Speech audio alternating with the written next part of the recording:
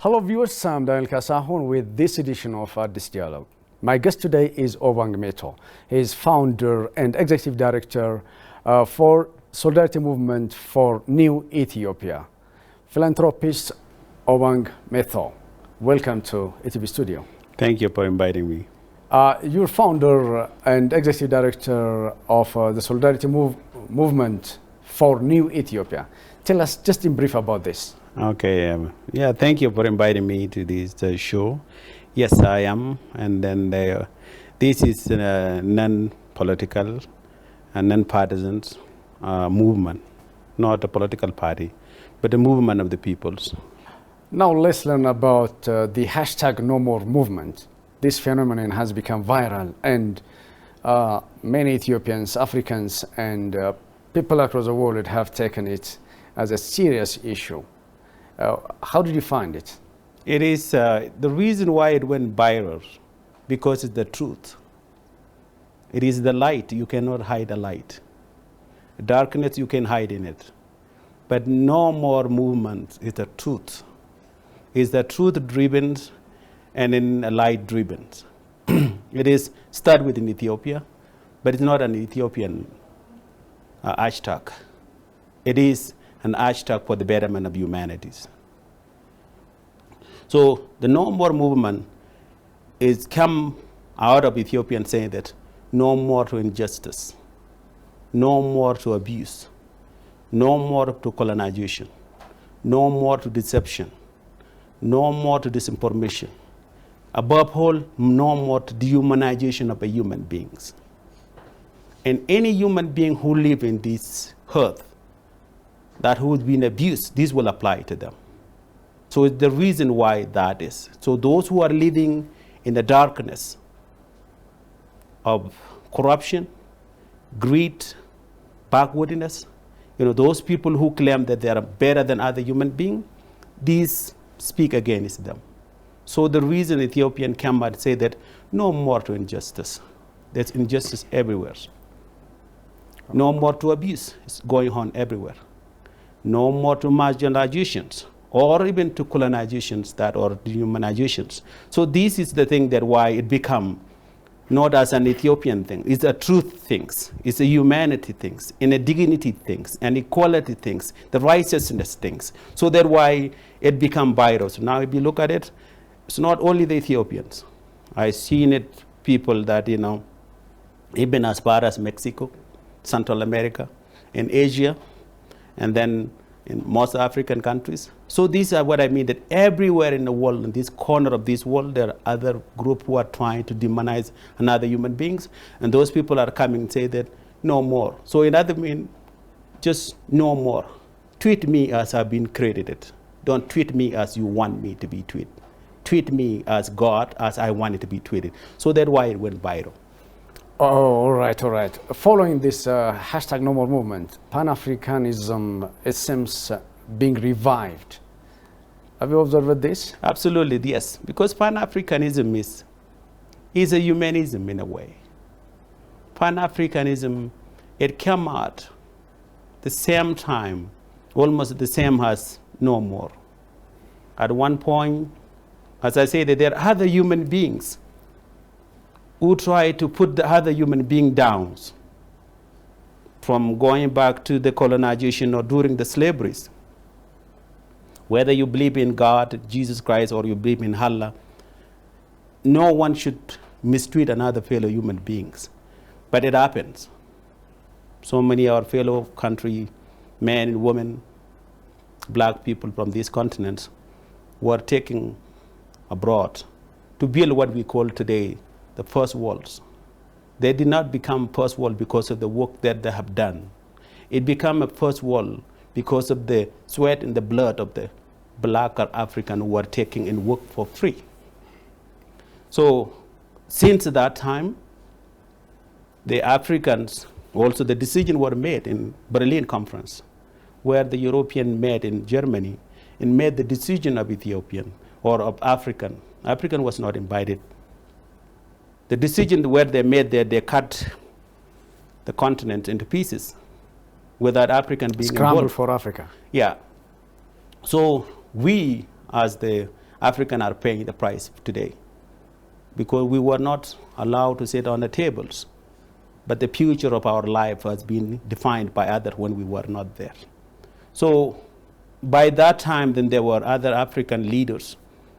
For example, His Majesty Haile Selassie, Kwame Nkrumah, Jomo Kenyatta, many other Africans who came back to the same, say that, look, we are no less than any others. There's no 99.9% human being. God created all of us equals. The African deserve to be treated with dignity. And so Pan-African came.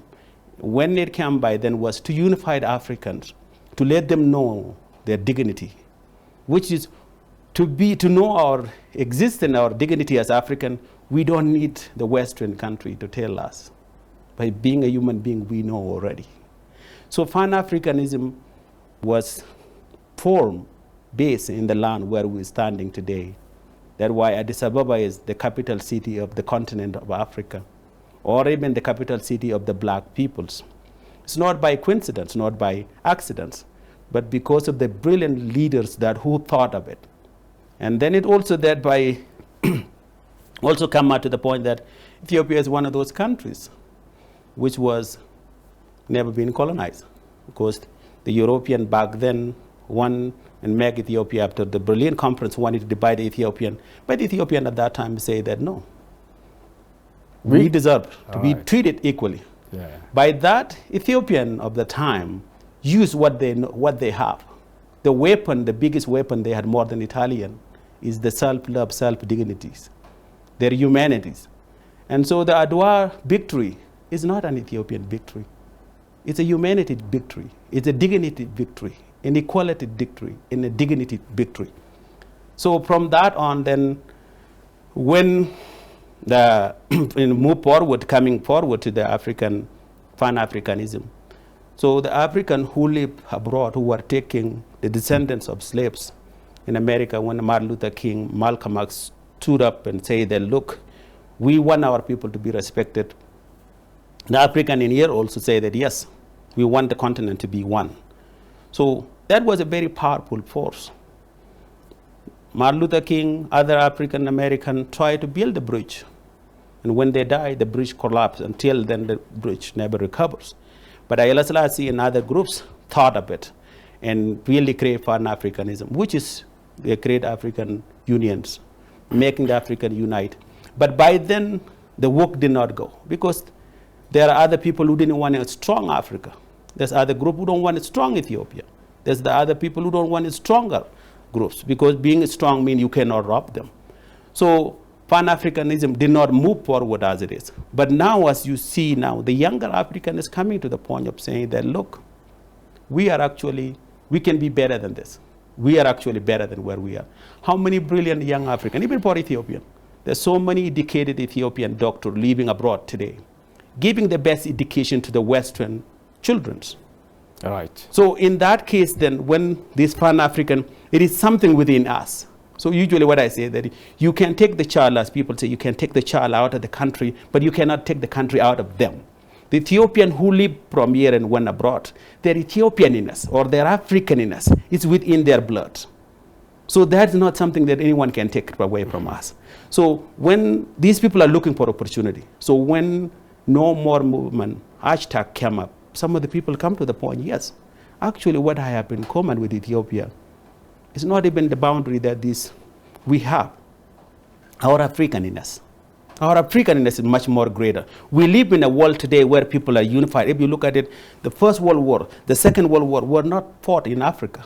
It was not fought in Asia or Middle East or Central America or North America. It was fought in Europe. The two Second World War. Most of the people who used to kill each other was in Europe. So it was called, Second World War, the World War, but European war, not African wars. But within that being the African wars, it was fought in there. Those people who used to kill each other, today they use euro. You can go from one corner of Europe to another one without having, a checkpoint or anything. So they know the power of the unity. They have common currency. Exactly, common currency. The people who used to kill each other, people who created the two wars, that call it the World War. So why can Africa not have that? So maybe because of lack of leadership or short-sighted African who put us back to a tribal. Because going back to my tribe first, not my country first, not my humanity first, is good for those people who want us to be weak. China, look where the China is today. Look at some of these countries. So I think the young African are coming to realize now that, look, we are actually better than this. You know, we can be unified as an African, as, you know, a people, as a black people, not to demonize other people, but to live together and share what it is. If you look at it, Africa is one of the richest continents in the world in terms of natural resource, but is one of the poorest continents in terms of good governing, education. Why? Not by accident, because there are some people who don't want Africa to be as strong to compete. So the natural resource itself is one thing that don't educate them. During the colonization, the PhD education quality was given to Africa was only up to grade 5. Even in Gambela, I remember that there's a missionary who came to Gambela, and then people who were in Gambela back then, they were told not to go past grade 5. Because if you educate them, they will know their right. Once they know their right, they will demand it. And once they demand it, you are in trouble. So there are some group of people who are doing, even in the 21st century where we live in. So the younger African, I think, now come to realize that, yeah, you know, no more. Everybody is not right in Addis Ababa, in Nairobi, in Kampala, in Khartoum, wherever that is. So I think this is why it became Pan-Africanism, which is, it is within us. We're just looking for a way to bring it out from where it is and move it, and it cannot be stopped. The hashtag No More movement, it emerged following the intensified interventions, foreign interventions against Ethiopia. How did you find it? It is, because one of the things, if you look at it, that as I say, that I'm a product of these countries. I went abroad as a young person, I studied abroad, came back home. Also that someone who got involved in the human rights because, you know, but almost 10 days from now, it will be exactly about almost 18 years since the Anuak were massacres in the Gambela regions. They were massacres by the TPLF, the Tigray Liberation Front. These are a group of peoples who went to the bush and wanted to liberate their ethnic group or their regions. And then they didn't want anything to do with Ethiopia. So they come and took over the power, but not because of by their choice, by the work of the West. There are a gentleman whom I know and personally met with him, and he told me, Aramin Khons, when Mengistu Mariam left the countries, they gave the green light to Mallas and said that now you can go to Addis to bring law and order, to make the Ethiopian, to bring peace in Ethiopia. But that order they're given, it took 27 years of destruction, of death, of abuse. And then that time, those 27 years, the Western were the bankroll that supported the TPLF. The TPLF to the West was the darling, to the Ethiopian people was brutals. They have what they have done. So 18 years ago, they have killed the Anuak in the Gambela regions. People who were politically conscious, most of them were educated men. Their holy crime was because they were resisting the system, the TPLF. And those Anuakis and Natani ethnic groups that live in the southwest of Ethiopia, the Gambela regions. And then when the killing took place, and I got the list of the peoples, the only reason why I'm here talking to you today, because I was abroad. If I was in Ethiopia, my name would be on that list. I am from that ethnic group. I am a man. I know my political rights. I know what it means to be, you know, to be ruled by the right. So I fit the definition of those to be killed. So it was done by the TPLF. That's what made me to get involved in the human rights works. The Western supported them. Even when 9/11 took place, Ethiopia was one of the places that where the American will bring the terrorists and come and torture them. There was a base in here. The Ethiopian soldiers were, instead of American bringing the American soldiers to go and die in Al-Shabaab, they sent the Ethiopian troops to go and die for them. So Mallas was the darling of the West. There's some of those people even today in Biden administration who were not only a friend, it's a family of the TPLF, a family of Mallas Zenawi. When he died, those people come and give the analogy of, a great man. So having said this, these things that the TPLF run the country for 27 years with the support of the West. The things that, for example, in 2005 election, pretty much the TPLF lost. In Addis Ababa, out of 24 seats, only 1 seat went to the TPLF. The rest of them was that Ethiopian came out in millions to say that we want to have a government that we chosen. The TPLF say no, the Western side with the TPLF, the same people today. So when the Ethiopian came out to rally way forward in 2018, when the government changed, Mariam Desalegn resigned, Abiy came in, most of the Ethiopian supported Abiy, because Abiy came and gave the Ethiopian what they've been craving for, the Ethiopianness. Ethiopianness is something that the TPLF and their group didn't want to do that. They didn't want the unity of Ethiopia. They don't want anything to do with Ethiopia. Just like someone wanting the milk of the cow, you don't want to feed the cow. So when the TPLF came to power, what they want was the resource of Ethiopian, but not to advance the Ethiopian. There's many things they have done. They put the ID card, the ethnicity on the thing. They introduced a constitution that say that we, the nation, nationality, people group, everywhere in the civilized society, we have the constitution say we, the people of that countries. The constitution that TPLF has brought was almost we, the tribe of Ethiopia. What unified the Ethiopian is a different tribe. They make us, our Ethiopianness, our national identity become the tribal cloth that we wear. And so with all of this, the Western supported them. Financially, militarily, everything. But when the government, when men were ruling, Mariam Desalegn resigned, and Abiy came to power, Abiy went and gave a speech, and the speech was, when we are born are Ethiopian, when we live are Ethiopian, when we die Ethiopian. Those Ethiopian who are alive, that reason, the Ethiopianness, bloom from every corner of these countries.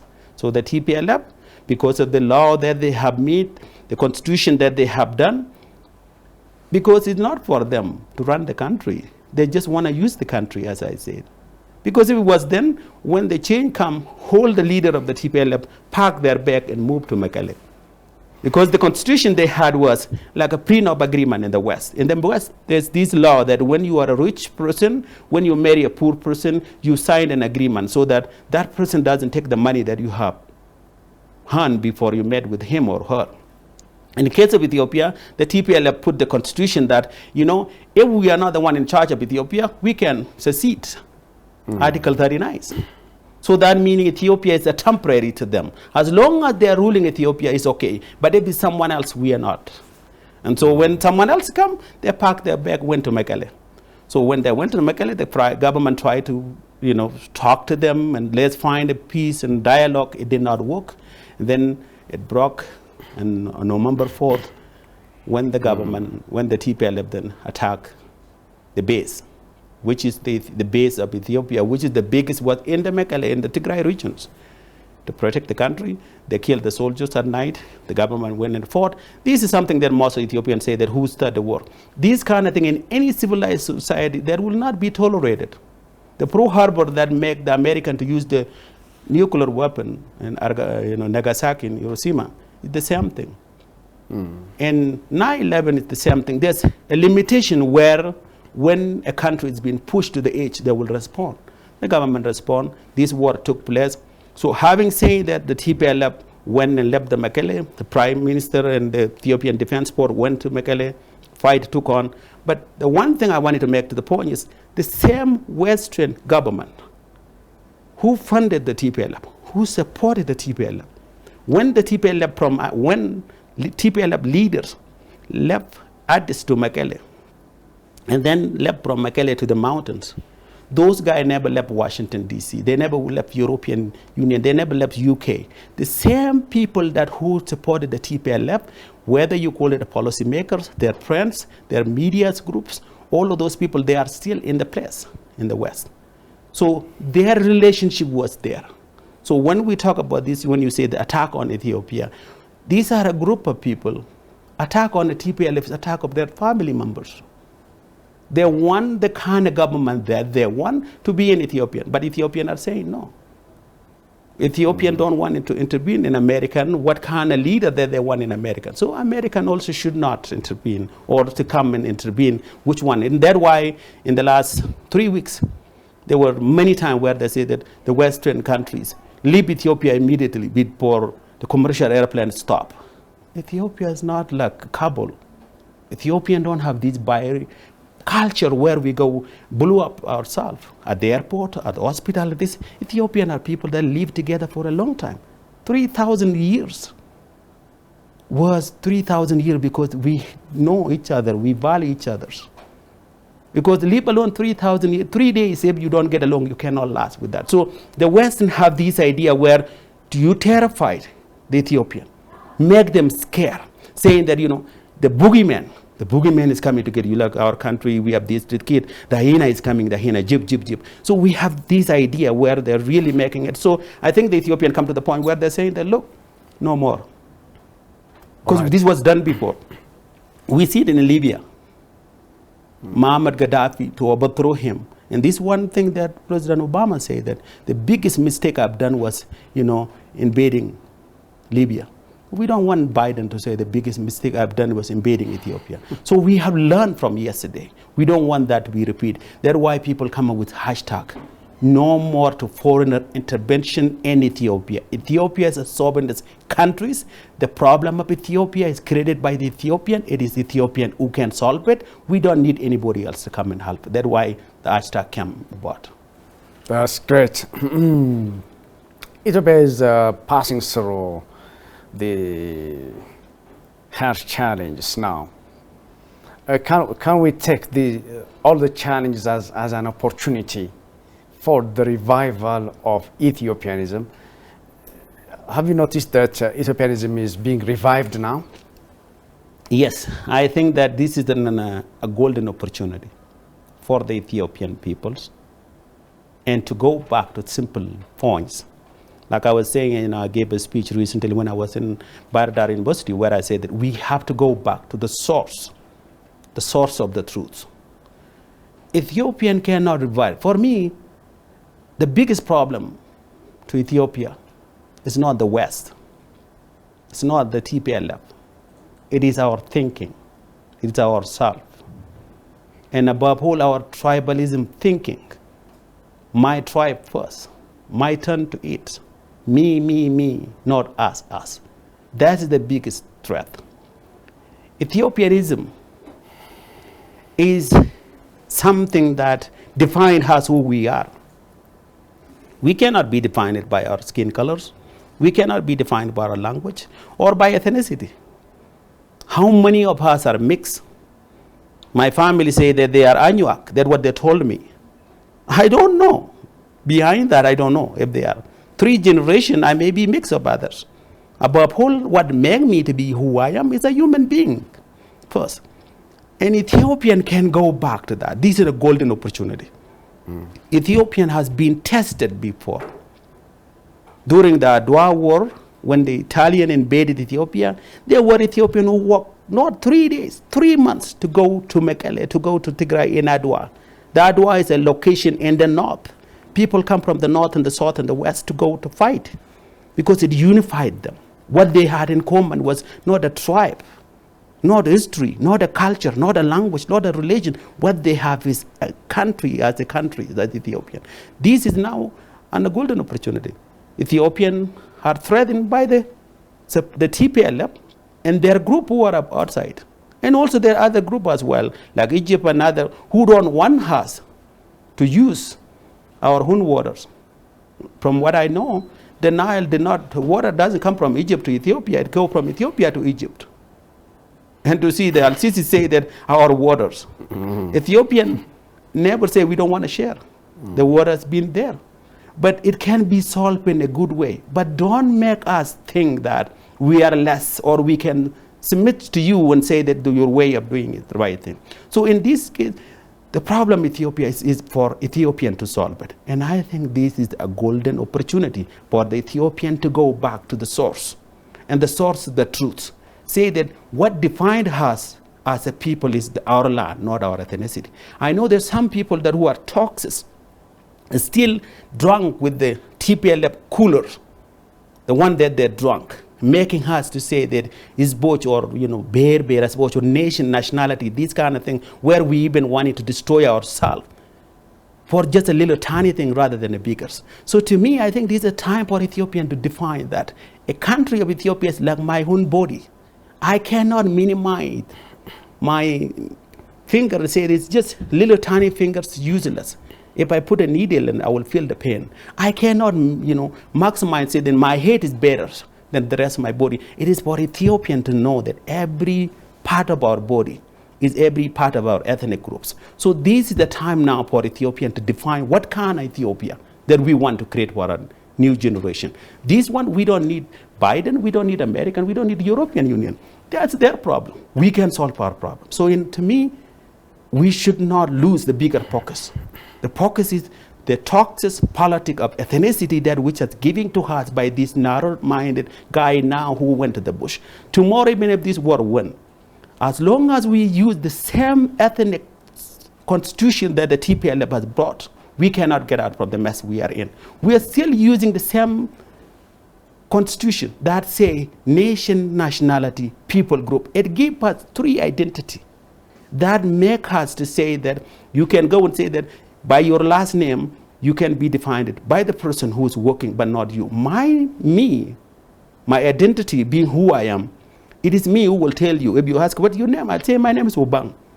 But if you go and see my name, say, okay, your name is sound like this tribe. This is what they used to do. It's a divide and conquer, the tactics that the colonized use. So the problem with Ethiopia, this is a golden opportunity. But for Ethiopia not to miss it, but to see that we are human beings first, and we are Ethiopian. By being an Ethiopian, we are bound to work together, live together as a family. All right, what solutions do you suggest for the current problem to be overcome? Talking to each other, not about each other. We need a dialogue. There are some people, when they hear the word dialogue, they get scared. It's not a dialogue to lead the countries, but the dialogue to heal the countries. We have inflicted so much pain in ourselves.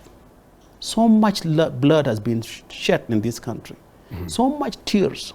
So many kids become fatherless, motherless. So many mothers lost their children. In the last 27 years, beyond that, during the Red Terror, how many educated Ethiopians were killed on the road? And we never talk about those. We never went through the process of healing. We don't talk to each other. We talk about each other's. And we have to go back to that.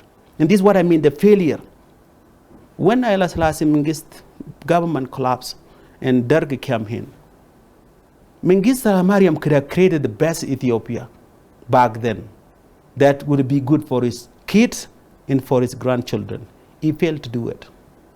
When Mengistu left the country and Maldas came in, Maldas could have created the best government for his children, for his own ethnic groups. He did not do it. Look what's happening today. So what's happening now, somehow we have to stop it here, now, to create a government of the Ethiopian people, for the Ethiopian people, by the Ethiopian people. And to do that, start by talking to each other, not about each other. Okay, let's come to the diaspora community who are expected to come back to Ethiopia and to pay a visit.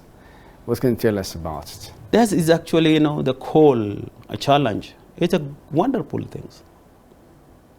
I know that many people used to live in the diaspora. And it's funny that when the Western country putting an alert, leave Addis, Addis will be taking tomorrow, leave out with all this fake news that they are giving, all they're reporting, the negative part of it. Leave Addis, Addis will collapse almost like 4 weeks ago. Right. As we know, we are speaking in Addis now. We don't hear anything. I was driving here, and what I'm seeing on the road is just, it's normal. So they are saying that leave Ethiopia. But Ethiopian will not leave Ethiopia. This is our home. Mm. This is our homeland. This is our motherland. This is who we are. We will always be here. And if some people don't like it and they want to take their citizen, send your plane, get them out. Don't annoy us. Pack your bag and go. So, but Ethiopian who live abroad, this is your home. You don't need anyone to tell you to come. You can come back home. Mm-hmm. And so to call and say that for Ethiopian New Year is coming in January 7, come back, well, that's a great thing. Because when you come here, you carry money with you. That money you buy some things. It go back to the economy. It go back to our people who are here. So being back here, if the Western other people say, get out, Ethiopian, and which is one thing I found the other day, which was very interesting, was when the Western are saying that Ethiopia is not safe to go. The Chinese Minister of Foreign Affairs came here. Yeah. He came here, nothing happened. He went back to the plane, he left. So in other words, it shows where the truth is. So the Ethiopian who have been called to come back home, yes, come back home. This is your home. That was one of the things that when I was, people say they leave the country, I say, look, as they say it in the Bible, you go back to the same soil you come from. If it's a death, I come from here. If death, I die, I live here. This is where it is. So there's nowhere to run away. This is our home. And we cannot run. Running, leave it for who? So to those who are called to come back home, I would really second that, say, yes, come back home. And if you cannot, send your family member, your friend back home, come to this place. This is your home, invest in it. At the end of the day, this is something that some country has done. I remember when I was in Canada a few years back, when there was economic crash, the South Korea was hurt so much. And the South Korean, one of the things they did who are living abroad, some of them even went and bought the car, South Korean car, to get back to the economy. Some of them even sold the American car and Canadian car and went back and buy the Korean car so that they go back to the country. That's a responsibility of a citizenship. Ethiopian, we are not. Just a little tiny thing to play with, my friend. 110 million, that's a giant elephant. As they were saying that, these are a giant elephant of Africa. But there is a good thing nowadays. We have heard that the remittance in recent times is increasing well. Which is very good, because that's what I mean earlier. Now we start to think out of the box. When you think of a tribal things, you cannot do that. So, but when you think of a country, of a nation, that's how you can really, in terms of economy, in terms of money thing, as I say that there's many of us, our numbers are wealthy. But our numbers, if we narrow it down to these short-sighted, narrow-minded, tribal leaders, they're holding us back from going and advancing. Remittances, when you send money there, you are not sending money as Anyuak, Oromo, Amara, Tigray, this. You are sending money as an Ethiopian citizens. So these kind of things that, as I say that we have so many people, 100 million people. There's many of us who are abroad. Even here we can come up with the structures. Anyone who have an education abroad, come to Ethiopia and volunteer one time, even for 3 months, even 2 days. There are so many people who are suffering in years. There's some hospital that don't have any equipment. We have so many Ethiopian doctors abroad. There's many Ethiopian who don't have access to clean water. There's many Ethiopian. There's many Ethiopian that who don't have a quality education, teachers. You can bring the teachers. But in order to do that, we need to change the system, what we have in Ethiopia. Again, this ethnic base constitution has to change and create a system that is welcoming, not only to Ethiopian, but first to Ethiopian and then to the abroad, an open economy. So in other words, our future should not depend on what the DC decide or what the American decide. It should be depend on what we decide. And no one, any other country should tell us what kind of government that we need. So to have these kind of thing where you have a group of people meeting in Washington, these are the people who will create Ethiopia. That is just ludicrous. That's great. OBANG METHO, thank you very much for your candid explanation. You're a founder and executive director of Solidarity Movement for New Ethiopia. Thank you for coming here for this brilliant explanation. You're very welcome. Thank you for inviting me.